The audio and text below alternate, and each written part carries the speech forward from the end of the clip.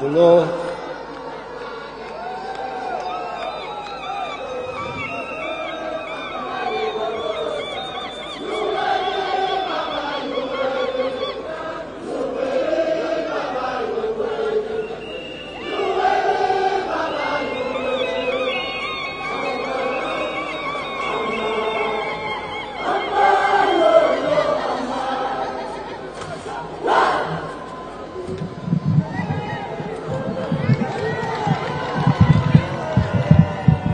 Okay.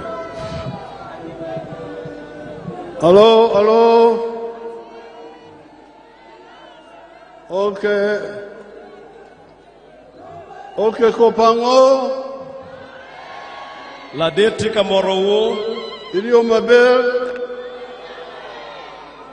Okay, let's Ne kongwalion wek la dit dolore. because the rain is coming, Bien kot tika biro.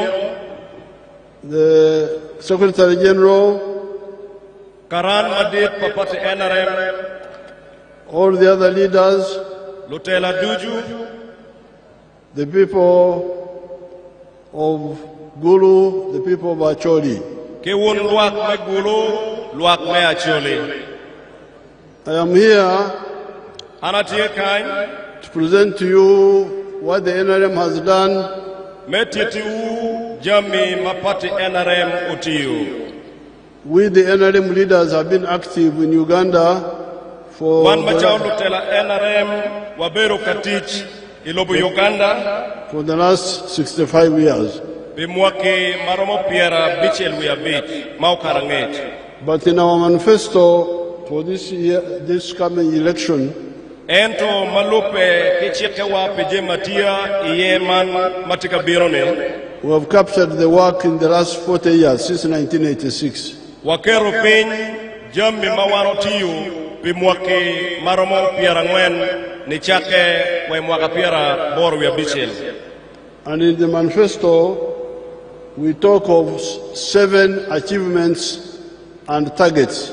Ene jambi mawakero pin wakero jambi abero mapigitego mautine kima miratia. The first one Meachel is peace. lokum kuch. Everybody has been talking about peace. Dano weo beroka lokum kuch. Uganda was in war for a long time, Lobo Uganda ubere lwen pikare malach. but now NRM has been able to achieve peace, supported by you. Ento kumbeti pati NRM utiko kelo kuch kachel kwedu. It was not accidental that we achieved this peace. Peo bero giratura pekelo kudman. It is because of the unity in politics and, Ubero machalo repe ikidme webie. and building strong national institutions like the army. Kidong ketu janga mente mapere tep machalo dulme moy. After Kuch, the second achievement is Donglobo. Inge kuch gin me areo mapere tep ene don lobo. Donglobo has got 2 parts. Don lobo tieki jemare ye. The economic infrastructure Malupe kijambi magetimo And the makonyo social- kwa dongo lobo. and the social infrastructure. Kidong jambi makonyo kwa padano. The economic infrastructure are like the roads, Jambi mage yogo makonyo kidme don lobo ikineti ye chalo gudi. which you know very well. Mawunu ngeo mabe. The road from Kampala to Gulu, which you have done a number of times. Gudi maaki Kampala biru guru mage biru karocho ne pikare mapol. The road from Karuma to West Nile. Gudi maaki Karumba chere West Nile. The road from Orio all the way to Kitugum and beyond. Gudi maaki luyo karo chero Kitgum kakaro kwere chera nyim. The road from Gulu to Nimule. Gudi maaki Gulu chere Nimule. And the others we are planning, like the one to Awere and Konakilak and Patongo. Kiguri mukene madongi kero kombedetie ikin maumi yarugitiye maaki Gulu chera were ikona kilak. We are planning all those, and they will be done. They will be done. Magiduju taking yo magibiti. Then electricity, Kimerio lok makwako lokum match. telephones, Lokum chim piped water, pi magoro ke paipo. the railway. Koga. These are all part of the economic infrastructure. Man duju taking jami mapere tek makonyo kid medongo lobo. The social infrastructure are the schools Jami makonyo ko padaro ikirati ye gay kwan and the health. ke lok me yorokom. They are all here in the brief, but I don't have time to go over them. Weng duju tie ento pichawa manok pero mo kwano ne kore ke kore. But the third point is the one which should be clear to everybody. Ento lok me adek mapere tek maomiro wun duju uniang mabe. If there is your mabel, Kayo mabe tie. are you going to sleep on the road at night? Ini bichere nero igurini eno ne diwo. Do you sleep on the road at night because it is tarmac? Wono nero idiguri diwo piende donge onyolame ye. Do you sleep there? Unero kuno entika penyo. Where do you sleep? Wono nero kwene. Gang. Now that means that the chan, which you left in the morning, when you go back at night, the chan will be waiting for you. Tien lokene ka in I a kudiku I weko chan gang ka I dogo tieno kanero I doge no chan te kudi. And the chan will say, Apoyo Bino, we are still here. Chi chano bijuna jona ni apoyo dugu gang. So, that's why from the beginning, we mo weko ne chaka wa ya chake. advised our people to distinguish between development, Donglobo, and Lonyo, wealth. Engin mo weko ne chaka wa ya chake gibero kamiotam ne dano umiro nene apoka poka ikum don piny ka chel ki don lobo. Donglobo is ours. Don lobo oberu mamekwa. This Kaunda grounds is ours. Chalo ba man mawati yene man mekwa. It is developed. We put hard surface where we stand, Giyubo chalo kama wachuye en magiyubo mabene. and we come here to share meetings with one another here. Maweko wabiro kany ikachoke waripe kilwak mapatpa. But from here, we go back to our gang. Ento kai a kikany idog gang. And the gang there, that's where you have your own, either Lonyo or Chan. Ento ke gang kuno inde dog kamano ikeme kigwak lonyo maiti kwere unyochan manotie. So that's why all these years, we have been saying, please, don't be diverted into Donglobo schools, what? Those are there, but please remember that Chan is yours, private and personal. Engin mo weko pikar mo karo beru kawachuni pebet kipai kubjami chalo gangkwan kono odyadge ento ketwini ikum kit meriamuchan. And we say, seek ye first. The Bible says, seek ye first the kingdom of heaven, but the rest will be added unto you. Bible wajuni koinen kong me achiel polo kajami mukene gibime tugore. And we say, seek ye first homestead incomes, the rest will be added unto you. Dongen wajuni koi keme kong kilok menyayo lonyo idok ora achiel kajami mukene gibime tugore. Now, in the cattle corridor where we started our work in the 1960s, many people listened to our advice. Doi kabiru mogo kamage gwako diaye kar magen ke chako lok bod dano kela kam wakali bachel mi abongwene pera bichel giberu kamiyo tam chi dano mogo beru kawinyo tam ge. Let me show you some of them.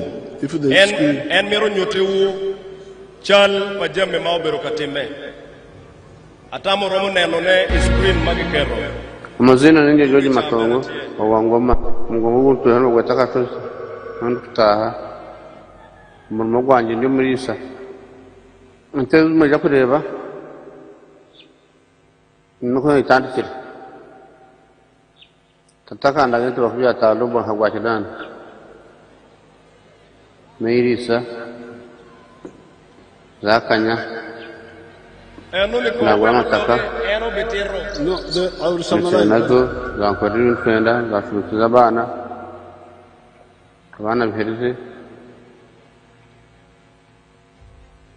naturu kabanza munyankwe naija nahinda kuma tanguntungu nukuza hanyana na tunga katubungo zonde. On our farm, we collect over 900 liters of milk per day, and a liter costs 800 shillings, which is approximately 21 million per month. Now that man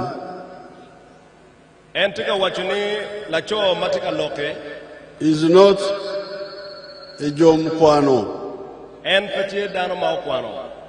He's not educated. He's a Mnyacharo. But because he listened to our message, he has modernized his life by adopting poor manyen instead of poor machon.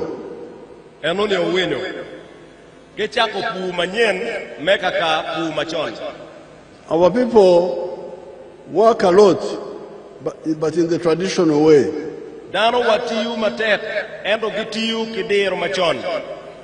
And they get richer because they are doing things which are out of date.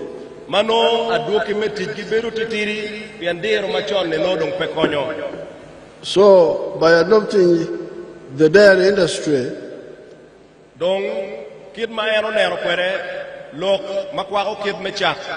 you had the man is now selling 900 liters of milk per day.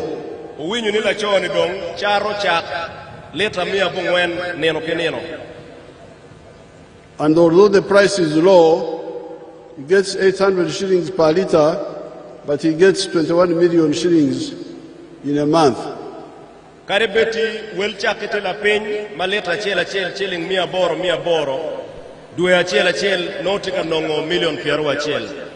a year, that means 250 million. And as you can see, he has built a modern house. And he has educated children like that girl who was speaking English.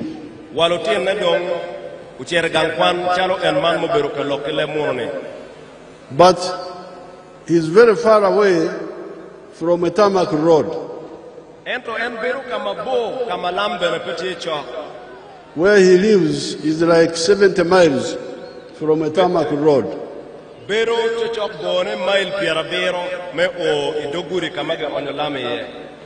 So therefore, I want to emphasize the difference between Lonyo and Donglobo.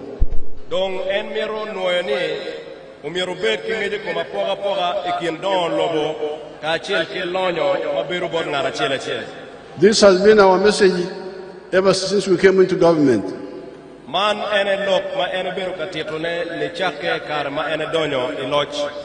Let us see others from this area who have listened to our message.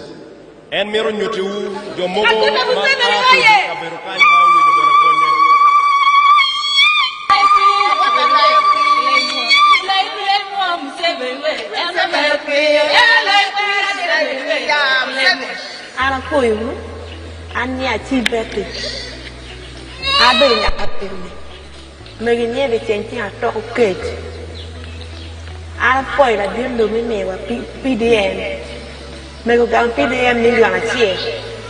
We lo biega beat be cha dun ku ma ada ene digi lo tegen pia yo ya beat digi e ni wa nya lu en me lo gwa chan ka pa mo tie en kwany ye ni charo kon cái tiang ma tie ma en ngo ma ba wa we ka dum tiang ki wa ti kar is la yibi. She's called Achi Betty, daughter to Bensentina Ato. Okay. Mama she's a widow, keeping children. She got PDM money 2 years back. After getting the 1 million, she bought 4 goats. The rest of the money she used for maintaining the family and the other children for school fees. She's very grateful that the goats she bought has now produced and the number has now risen to 25 goats, which we are now seeing within.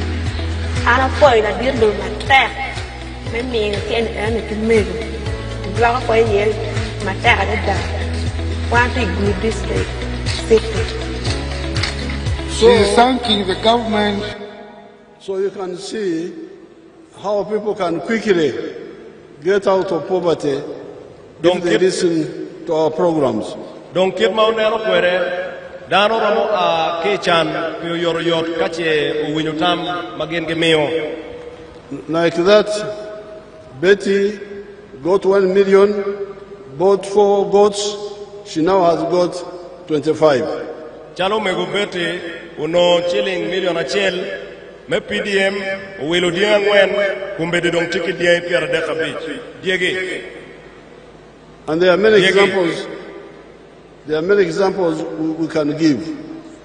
La bol mo kena tema pol magiromo millionaire. So therefore, in the coming government, since you are supporting the NRM, we are going to ensure that this program of wealth creation continues. Dongolobo continues, but also wealth creation continues. Pimeno ingeye igamente matika bino ma en idonyo ingeye ibineno ni yob machalo man makelo lonye ching dano mirumete. All the money we have been spending, like NADS, Emioga, Operation Wealth Creation, and Tandukwa, all this was to help you get out of poverty in your homes.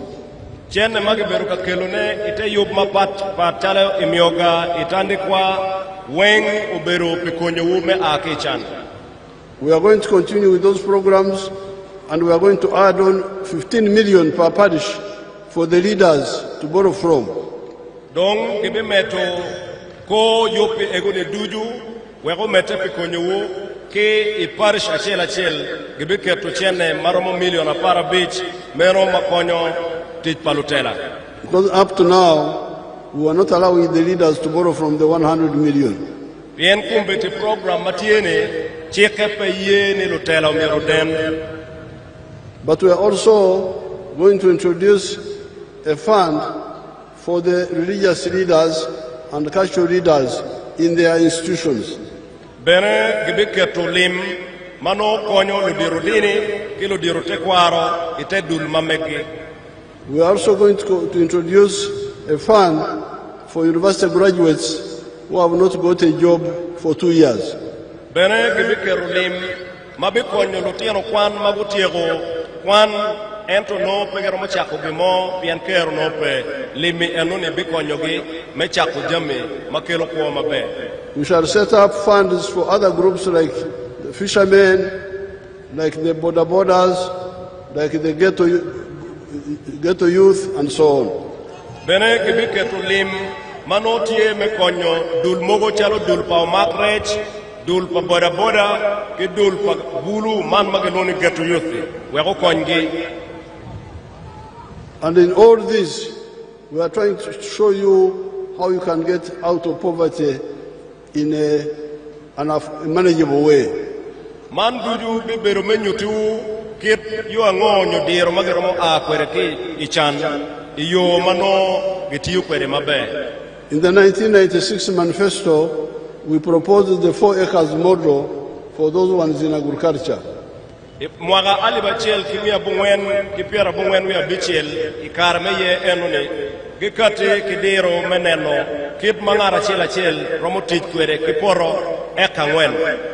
I can show you how my 4 acres model in Lango is performing. En miru nyutu kit made romo tich eka ngwen chela tich kwere lao. My name is Dr. Maurice Uchem. I am a commissioner by appointment, deployed at State House, and I've been assigned by the President to execute the 4-acre model. And I've put them so far in 10 regional zones in the country. Now, the 4-acre model is an idea conceived by the President to guide our farmers on how to utilize their small acreages of land so that they can earn more money through intensive farming. And here we are talking about enterprises that have good yields and high income for their household. So we have the fish farming, which is one of the enterprises that can be done near the water without interfering in wetland and tampering with water flow. Then we have the zero grazing unit. On the other side, we have the coffee, we have the banana, and also a household needs food crops as 1 acre plus fruits. So this idea of the 4-acre model is to support income for the household. And as I will go into the small mathematics, you will know that it's capable of pulling somebody out of poverty. Now, specifically on the fish pond, here is about 20 by 50 meter pond, 1,000 meters squared. After finishing the excavation, we stock 10,000 fish. We feed it for about 8 to 9 months. In the north, which is warmer, the fish grow faster. And in the west, which is a little cold, you add 1 more month to reach the same quantity of grams. So by that time, the fish will be about 800 grams to 1.5 kilograms. In the market, the fish which is 1 kilogram or 800 grams here costs about 10,000 shillings. So having stocked here 10,000 fish, by 10,000, somebody will get 100 million now, in 1 year. You hear that? My 4 acres model has got coffee, bananas, fruits, food crop, and some cows for milk, but also a fish pond. Eka ngwen ma entika teto pire diro meti kwereni no tiye mwanye tiye labolo tiye cham apura tiye diang kijame mukene. But the fish pond alone Ento right keken of 20 meters by 50 mano lache te meta pira reo bone te pira beach gives me 100 million shillings a year. No mio chilling million mia chel mwaka ke mwaka. So you can chase poverty from these our homes. In the coming government, we are going to emphasize fish farming. At the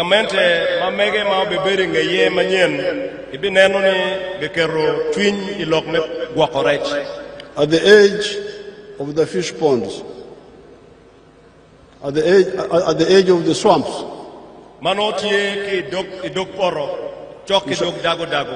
We shall have fish ponds at the edge of the swamps. Instead of putting it in the center where you dry the water will be there and it can be used for irrigation.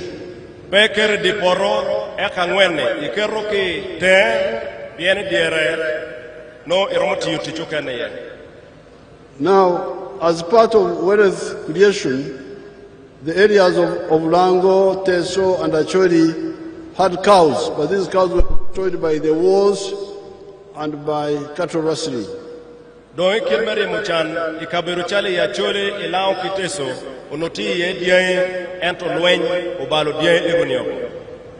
when peace returned, we started trying to restock.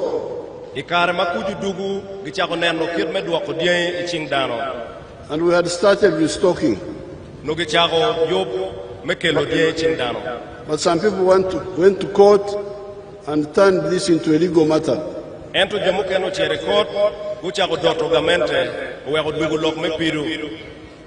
The court said we should pay some of those people, and we started paying them.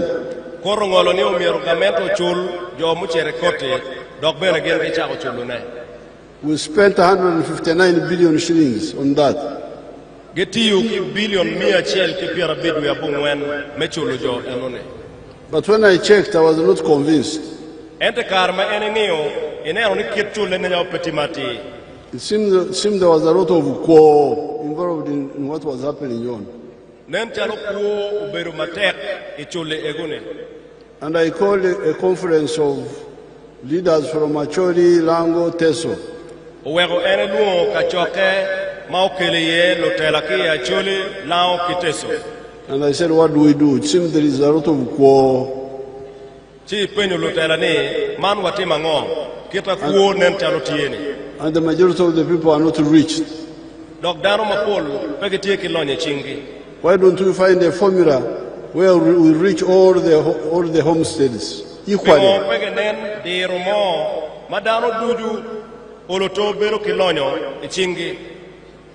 Because the war was a war. Many things were lost. Lives, property, time. How do you compensate all those? In Luero, we lost 300,000 people killed.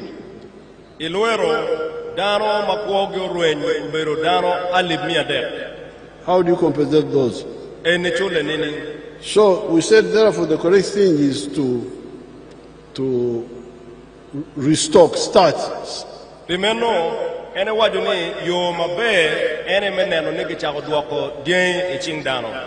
And I proposed 5 cows per homestead. Suppose we do this.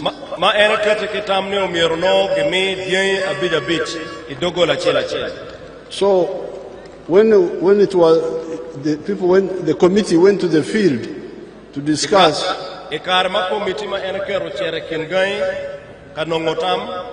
the idea of the 5 cows was liked by many people. It was therefore adopted in Teso, Lango, Acholi.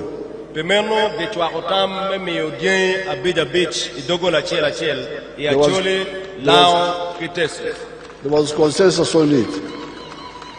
There was consensus on it. However, in Acholi, some people, the committee said, in the case of Acholi, yes, the 5-5 is good, but Acholi was affected by the war more intensely, because the war was there longer and was the center of the war. Ento committee mai Acholi wajone kakare lok memi odie dogola achela dia bila bichi tamma be ento I Acholi kan luen onodano matek dogotero kare mabo. So the idea of the 5-5 per homestead is good, but the ones who had also been confirmed as legal could be paid in addition. Pimeno committee uchuakotam me pokodie abida bit idogola chela ento wajo benane jo mau chere record mau no dongi mogo ne ke chol gi mage chako cholo gi no miro ke chol jo ne to mogo duju. But also no new claimants. We just use the other list, the old one, instead of, because if there are new ones, it will become a new process now. Ento pedok jo manye no bet ka chone miro dongi chol jo mage mogo ne miro ke chol dienge pedok ke cho manye tere. I'm glad therefore that the 5 per homestead was agreed in the whole area, and we are planning for that. Pimeno gitigo mokone dieng magebemio abida bichi yeyotiye dong ene benero ne enone yake chakotijie.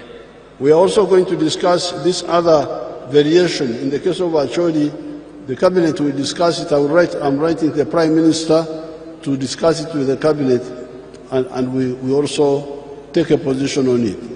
Pilok makwa Acholi malupe ke kid makomitu katikwere benegi benero apoga ne enone.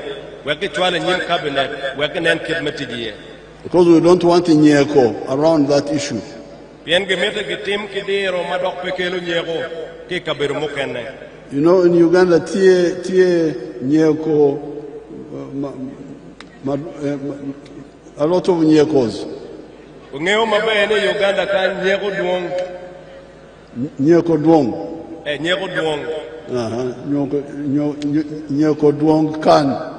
Nyego duong kan. Now, all this is about point number 3, lonyo. Meno poro ite dulme adek makwago kitme nyayo lonyo. In our manifesto.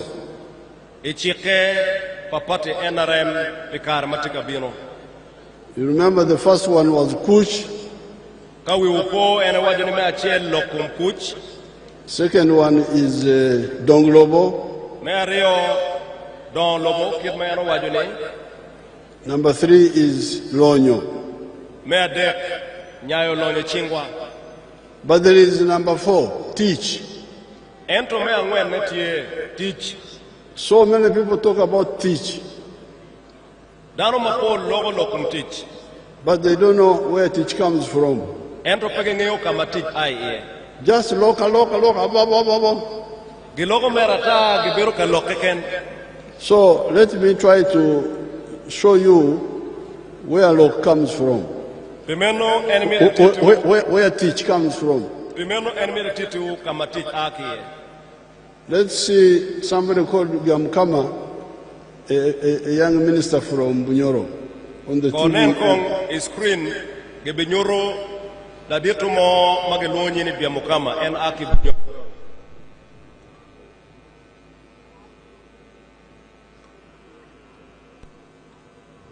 Welcome to Kamai Demonstration Farm. My name is Fred Biamukama. I'm a member of Parliament of Buganges West Constituency, Kakubiro District. We are now at our 4-acre demonstration farm. The land we have here is approximately 4 acres. This is a farm we started 2 years back here, 2.5 years back. And on this farm, we have half acre of pineapple, has 6 cows for zero grazing. We have poultry, about 25,000 birds, but only 11,000 are giving us eggs. And we have 1 acre of grass. We have piggery, those are very many. And 1 acre of coffee mixed with banana. Where we are, this is the 4-acre model farm.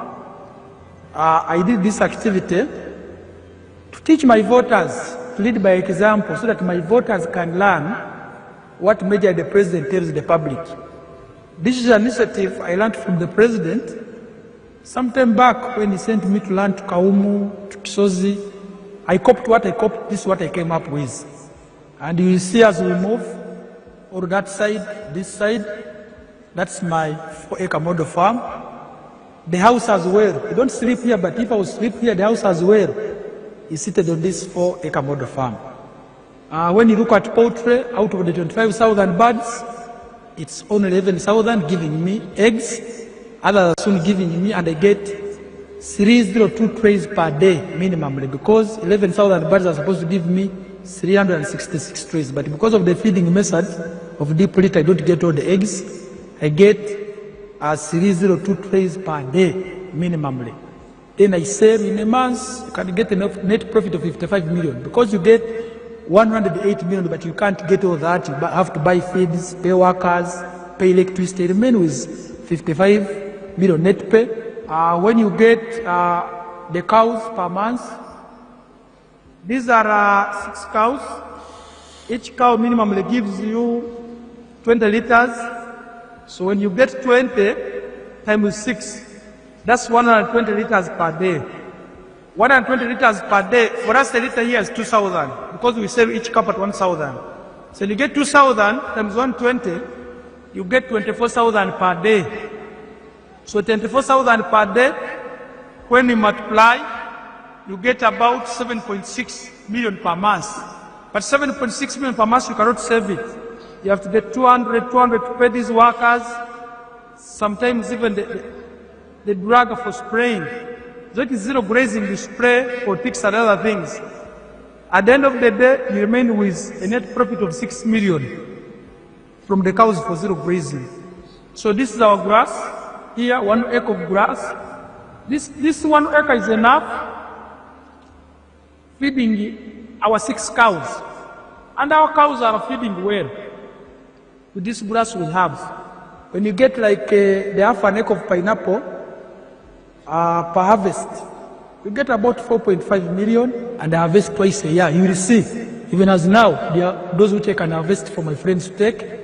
When you look at the piggery, in a month, I can get about between 150 and 180 piglets. But those I don't sell, I give to my neighbors to rear. When you look at coffee, we normally harvest 12 million. We normally harvest 12 million from 1 acre because we're just starting up the harvest. We had the first harvest, and when you get about 12 million, but when you irrigate very well, and you have fertilizer, you get between 18 and 24 million. From 1 acre, coffee alone minus banana. And this banana at the end of the month, you can get about 1 million, 1.8 million. But I don't sell my banana, I use it for eating. So, I simply get my coffee to ensure the other 12 million I'm telling you, which we are getting from this 1 acre. Because we have tested it where you receive. And here, now, that's what I wanted. You keep that, freeze that there. Now, Biamkama was Chan.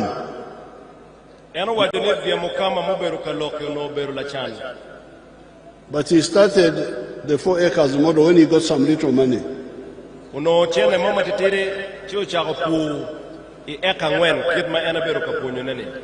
After listening to my advice. And as you saw, he has got coffee, bananas, and pineapples, but also poultry for eggs, and piggery, and cows for milk.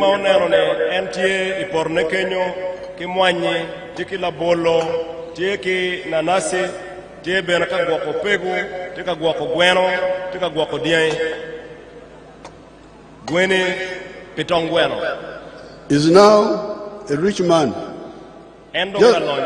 Within just 3 years. Because from the eggs alone, he's getting 55 million shillings net after deducting costs.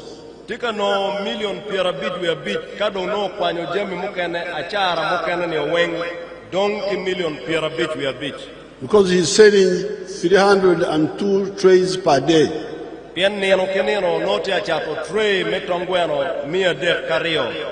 That means that 55 million shillings per month net in a year is about 600 million net from eggs alone. No magoba million pirabit we are beach.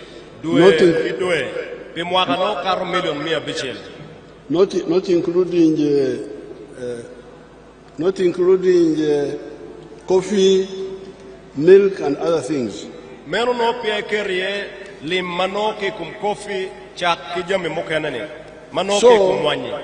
So he's now a jalonyo.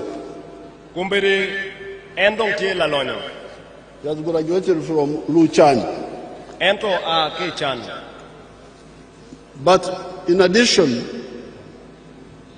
he has now created jobs for those 26 young people.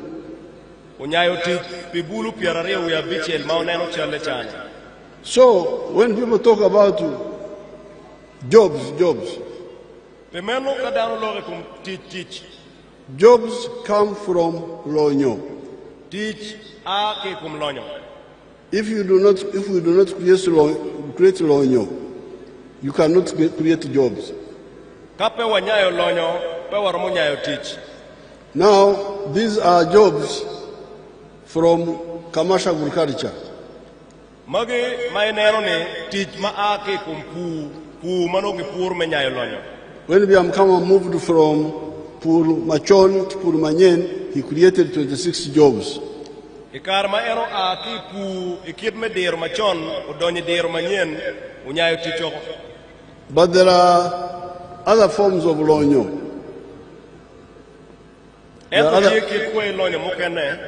Let us see the factories. En metiko nen chuma mau binyoruni.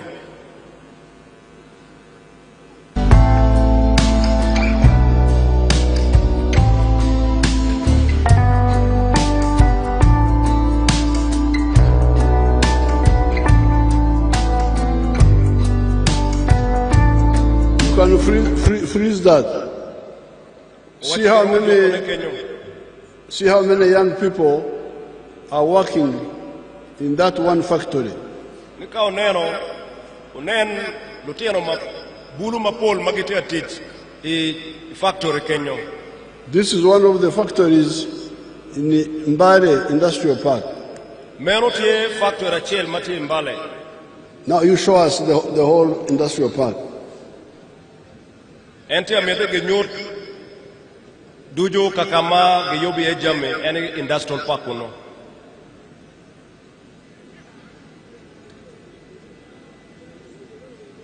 Now, that is the whole town of factories in Mbale. Kai nene chelma genyorune meno ene kaboma kamagite yopi ejame mapatpa mati Mbale. You have had some political opportunists saying that NRM has done nothing. Kai wenyo jomo kene ge wajuni pate NRM peoti mogimo keken. When they come here, you ask them, we saw pictures of factories. Are they in Uganda or are they in Europe?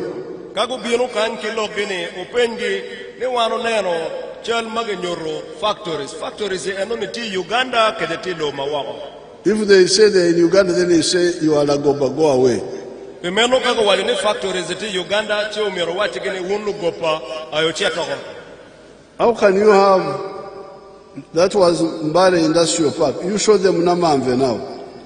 Eno ni Mbale, miro nyoto mukene matie Namamve.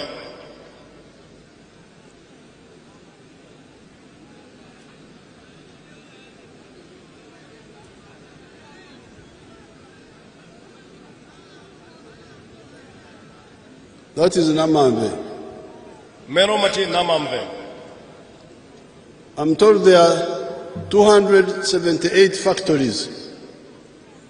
Eno wajuni ino ngech ni factories tie miario kipiera bero uyachel inamamve.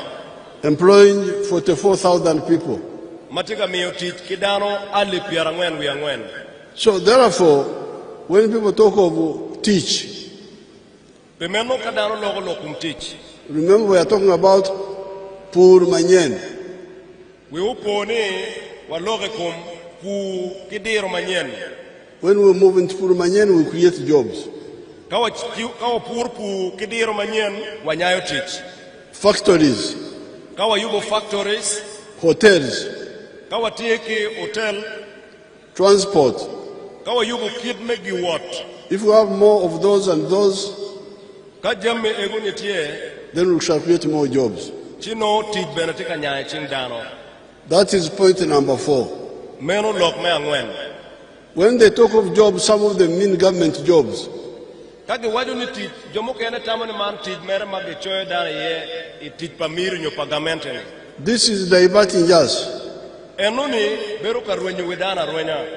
Government jobs are very few. Teach man mage choyo me office pagamente ni na. All the government jobs put together are 480,000. Kae bamo teach magamente romo miyone kidano o wenka chel weng no tie teach maromo pedano alimia ngwen keken. But those factories which you saw alone, Ento factory ene keken maoneno ne. all of them new, Weng benefit binyen. are now employing 1.3 million people. Weng dong tika miyo teach kidano million achel tona de. Almost 3 times the number of the people working for the government. Kai poro doro chuchok tiana dek wel dan magamente choe teach. So therefore, in the manifesto of the NRM, you will see number 4, jobs. Where do jobs come from? Pemeno kai nene manifesto pa NRM na mangwen loge kum teach enoni a kikwene. Point number 5 is service delivery. Lok me a beach ene lok meke lujame mamete pikwa padano. How the government helps the people. Kid magamente konyo kwere kidano. This includes security, Lok me gwako kuch, anti-crime, lok me lwenye kum bal, education, lok me ponye, health. lok me yorokum, I don't have time to go into all that.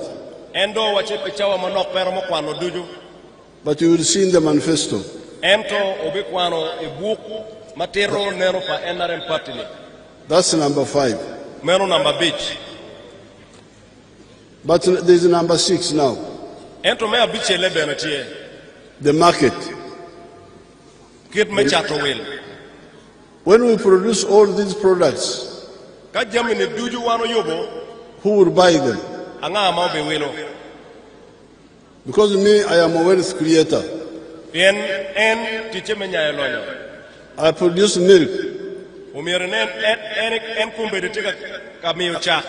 I produce beef. Rio, I produce bananas. la bolo. What I want are buyers. Ento gina ene mero ene lo will. They buy what I have, I also buy what they have. Lo will leone wilo jami ma ene tikwere, en bene wilo jami ma no gen giti kwere. The Achoris have simsim and me, I don't have simsim. Acholi puru nyim, ene peki nyim. So if I want simsim, I buy from them. Ka ene mero nyim, umire will ki acholi. They produce sunflower, I don't produce sunflower. Acholi puru sunflower, en pe puru sunflower.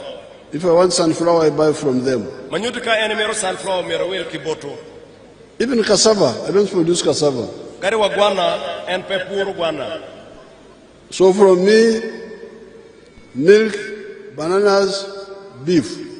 Jami ma ene tikwere mai puru, chak, la bolo, kiriyon. And Uganda helps me to buy my products. Anywele me Uganda, konye ke wilo, en jami ma ene puru ni. I produce them in Raikitura and Tungamo, they are bought all over the place. Ene puru ikaber maglone rachitora ke en tungamo. Tie mere ma, tie ma pol kuno. That's why for us we emphasize love Uganda, patriotism, love Uganda. Pimeno ene wego gin ma ene beru kanu ene ter omiro, ibed dano mamaro loboni, ima Uganda. Some other people emphasize tribes. Jo kene mere beru kajiyo kungi loka kaga. Some other emphasize religious groups. Mukene kero chunjini dini nati munyo, dini na munyo. But me, I appreciate the people who buy from me, regardless of tribe, regardless of religion. Ento ene kero chunye ilokum anga mawaramo wil kibora la boa poga me kaga la boa poga me dini. But the internal market is not enough. Ento chuk man matiki ilobo Uganda kan peromo. That's why we need to work with other African countries.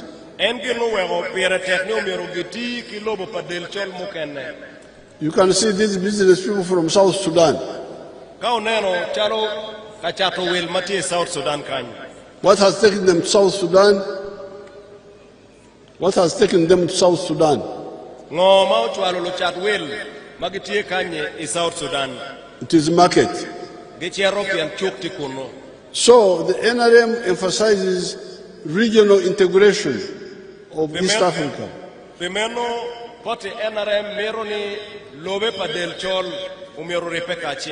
As point number 6. As I speak today, Uganda produces more than 5 million tons of maize per year. Kumbetima entega lokweduni lobo Uganda tika puru anyogi makaro tan me million abij mwaka ke mwaka. Within Uganda we consume only 1 million tons. E Uganda kany wane ene weng wachamo tan million achiel ken. So there is a surplus of 4 million tons Manyuti wiye mudong million ang'wen of maize. anyoge. If we did not have East African market, the maize industry would collapse. Ka ono pelobe ma orumuwa tie ono chuk ma anyoge poroko. The milk, Chak we produce 5.3 billion liters. watika pur chak jo chak madie wamiyo tie billion maromo abich ton adek. Within Uganda, we consume only 800 million. E Uganda kany wamaro lita million mia bore ken. There is surplus of 4 billion. No For- maudong, no If we do- maudong, if we- mapemate tie million lita million mia ngwen. So the same for bananas, same for beer, same for cement, same for so many products. Eno ne roma ki la bolo kono pejami mapapa ko duju watie kwere maduong mukaro ko maporo mochopone. So the policy of the NRM, point number 6, is regional integration for economic purposes. Pemeno neno papate NRM abichele NRM neno ni lobe ma rumuwa lobe pa del chol watiu kwedgi ka achiel. And number 7 is also political integration in order to create security for the African continent. Me abero ne NRM neno ni watiu ka achiel ki lobe pa del chol ma rumuwa pineno ni lobe wa ubero ma upie. So I thank Rubanga for allowing the rain not to descend on us too much. Pemeno ene poero ba pineno ni kot pe opuro watutwal. Because it passed, it is there now, it will come in very big strength. Piano no tiga biro matera da ento wene o dog gira tungicha. But he has given me time to give you all the 7 points. Maumi ne chawa metitu jami abiro mapigitegone. Number 1, Kuch. Me achel lokum kuch. Number 2, Donglobo. Me ario lok me don lobo. Number 3, Lonyo. Me adek lok me lonyo. Number 4, Teach. Me angwen lok me teach. Number 5, Service Delivery. Me abich lok me kelu jami mamiete pikwo padano. Number 6, Market. Me abichel chuk. And number yo 7, kachatuwil. number 7, Strategic Security. Nama abiro lok manero bebeo. So that's why we say, please support NRM. It is the party which has contributed to Uganda in the past and has capacity to do more in the future. Eno wego ene tika leku ni uchwak pate NRM pien pate NRM unyuruni ene tuero timu jami mapoli kare maokaro dong tie kinero me timu mapol ikare mabiana nyimbene. NRM oye! Guru oye! Acholi oye! Uganda oye! Africa duchu oye! Apoyo Matek.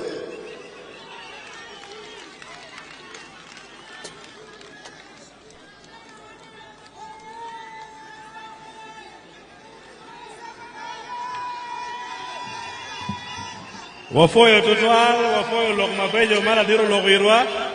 Kumbe de dong flag bearers bubu biro kagamo tambera ge. Mechung pika position mapat par make yerge ye. Flag bearers me Gulu district ki Gulu city. Level me parliament ki LC5 chairperson. Ubina nyim wer la diro minu tambera wo.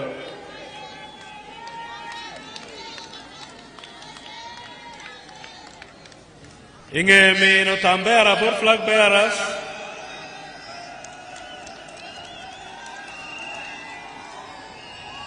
Wabi jolo jo magu aki partismo kene magitika donyo NRM team yati. Inge erone wabi mino mich maburu yubo kila dit chale madit magu yubo. Kadong la chen wabi wero lubaro me Uganda kuma East Africa. Flag bearers gitika gamo tambera ge And then we are bound.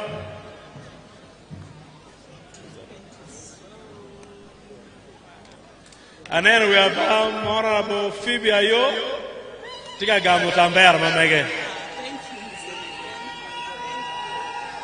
And Tika Chung Pimon, Gulu district.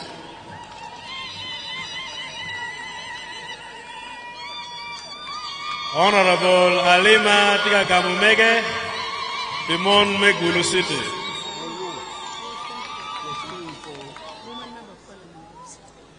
Chundong Tika Biro, Tambera again appear there. Un Lupati members wing, Unene Uchago, Tambera Papatu.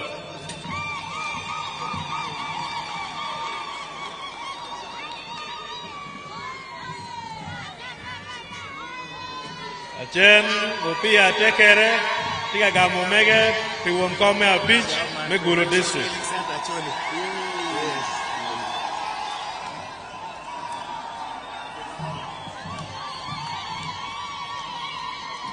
Next, Honorable Kitara Tony, Pilaro Peje, Member of Parliament.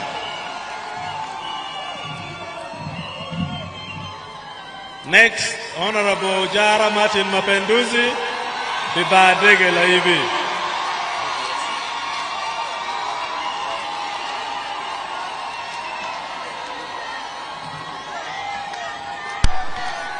Next, Honorable Wagoraj, Piachua County.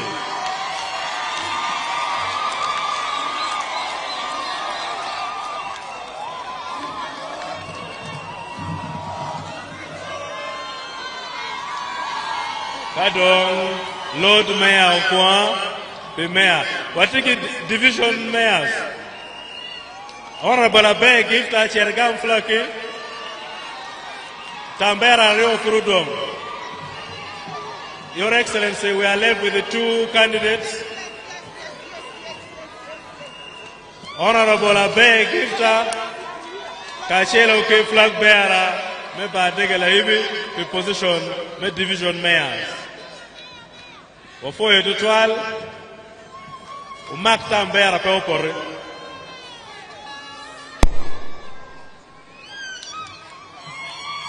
Umako Makome, Abe Gifta. Tika gamu Tambera mamege. Pichu me beru mea.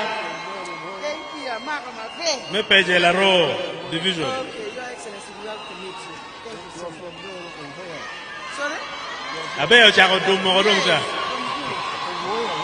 La ro peche division among men. Ofoyo jo matika goj lep mapat pat. Abe gamu Tambera nego.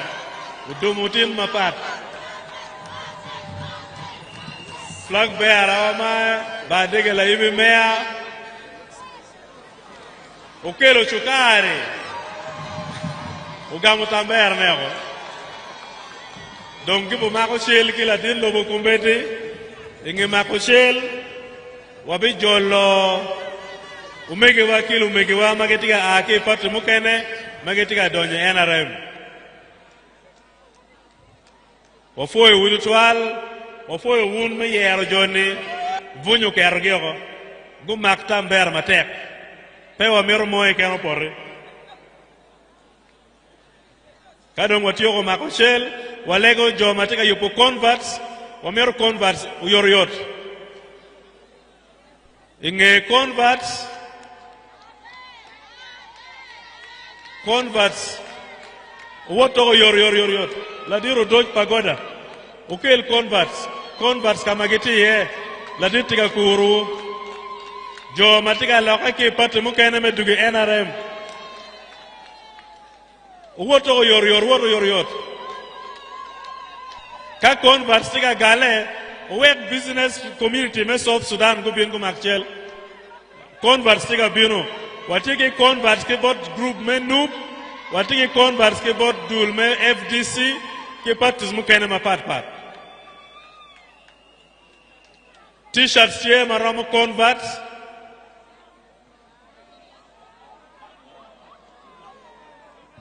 Ladira Gwani bin Gaja Yorior.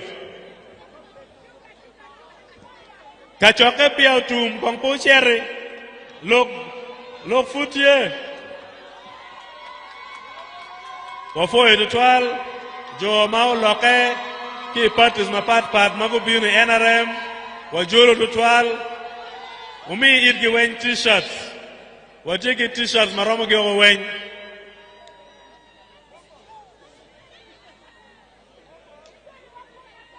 Mara ube matika makushele ya ube mago ake noob. Guno one bere gang pa noob wolo ge odong. Go egi duko about NRM. Wafo egi ritual. Dule mukene me convert gicha manu dul mago ake parti me FDC, parti me UPC, ki parti mukene ma pat. Gitie giduong chiro matwaro makushele kwet gidule ariyo ma pat.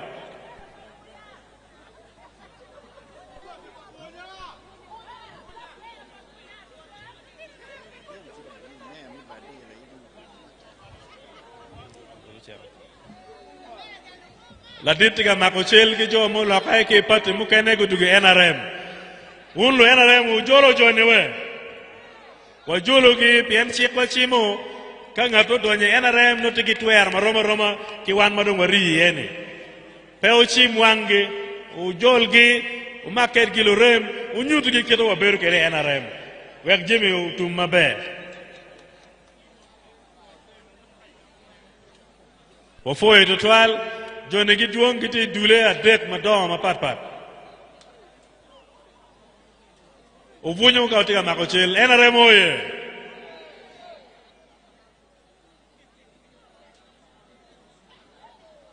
Wafoyo chawa koro chako tonogo.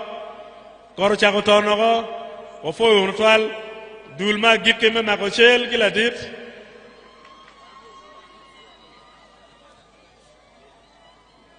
Dulma gitke me makochel ki ladit.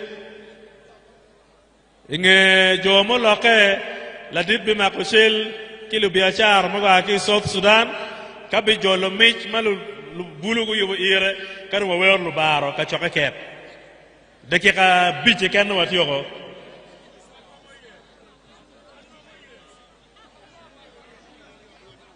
Watika tiyoko lokme makochal. Woto yor.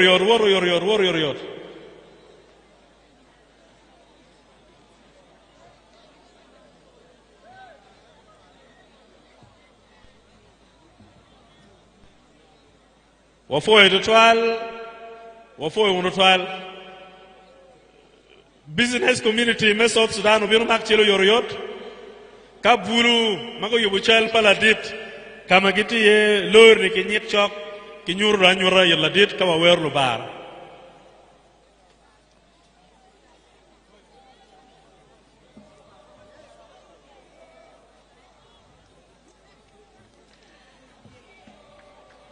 Kada suriye lain kenyo kala dir bukaro o ya biro yo. Wafo total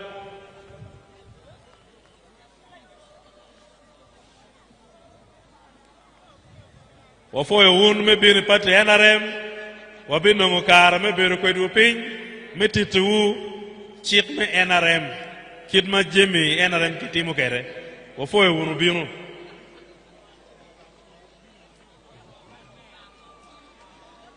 Wafoyo total, uchere nge bolo kuja ugam t-shirts.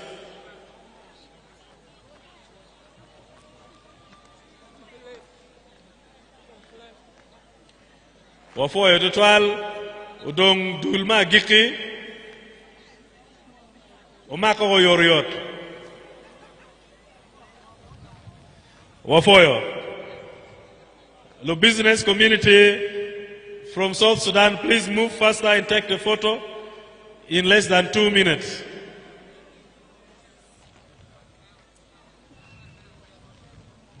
We have a gift of a presidential portrait which we request that we hand over to the president and it will be taken to the right place for custody. Lori muti uchal pala dite derba anati gwera kako chi anguliro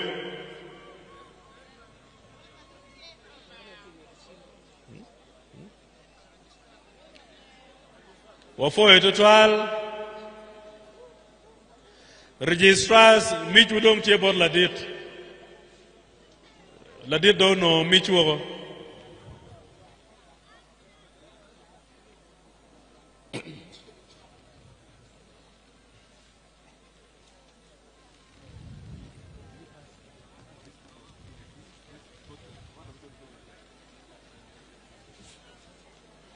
wafoye total watika luongo jomo yobuchal paladit me wot ki mutaka ne yor weke nyuto kila dit kawa welo baro kitwe ka choke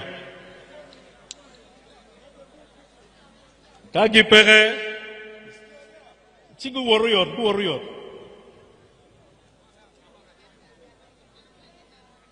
dere valor no ke lore wek la diru nemchele. Your Excellency, we have the last item. There is a portrait of you that the young people made for you, and they requested that you put it in 4th Division Barracks.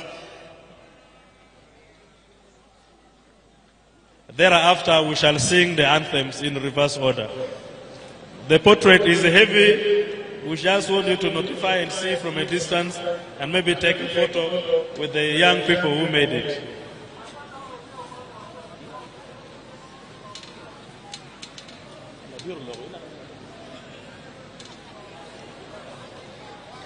Ghetto youth, lokula diro loko mana kanen, mangil karun po berga winyo lokala dit.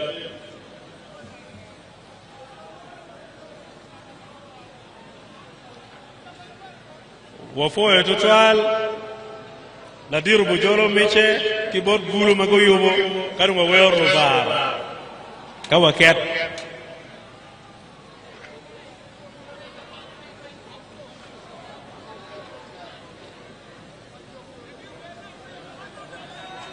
Ghetto youth lokutie wa gonya la diro lo una ganem o logo piwo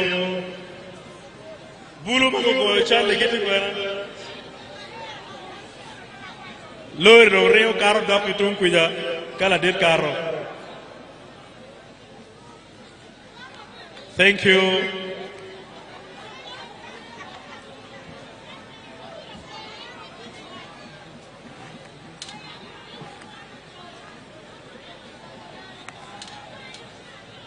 Thank you. Bulu enego yobuchal paladit. Magen gelego ne la diro charo guare the 4th Division Barracks. Pinipo piniano matin. Bulu me ghetto lokuti agonya obeto komot. Wafoye total la ditika makochal ki group of Bulu mago yobo church man.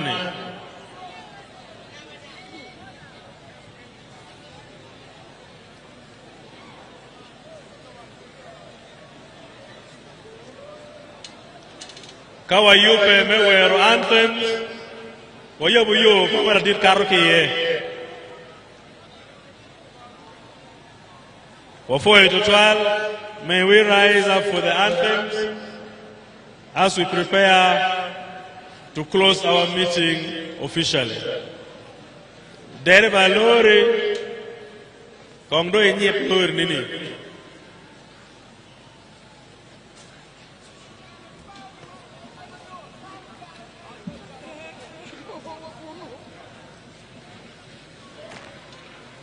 Oh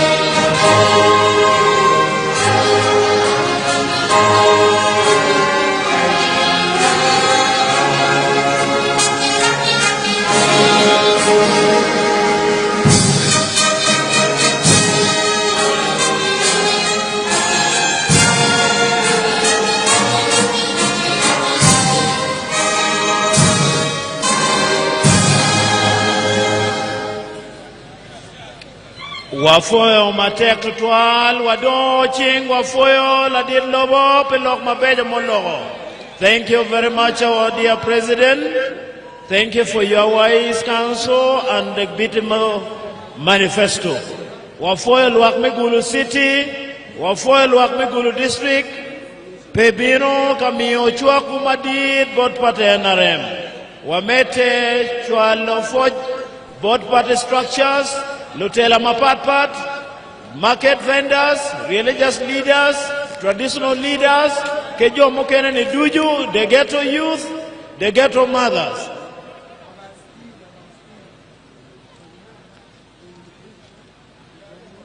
Walego Jomo Ake Gulu District, Oromo Cherogore, Chok ke office pa NRM, me Gulu City. Wonkom Papati, me Gulu District Mero Rwate Kwetu, Oye Wamet, Chwak Waduju, Pejame Mabeja Umutime Nirmatim, Kerabete Korotemo Balune Manok, Endo Watika Waga Maditu Twalbon Lutela Papata NRM, me Gulu City Kachien ke Gulu District, Pe Ot Ma Oro Matek Tutwal, Wamete Miofoj Madit Bod La Makbandera Wa, President Miloboman, Pejame Dujuma Eno Timo. Thank you. The President is almost leaving. Thank you very much. Our dear President will continue to follow your message of development, your message of peace. And everybody vote NRM in the coming elections. In January 15, please vote for NRM. Vote President Yoweri Museveni Kagota. Vote our flag bearers. Vote everybody who are all in the flag. DJ, give us a tune. DJ, give us a tune. DJ, give us a music. DJ, please.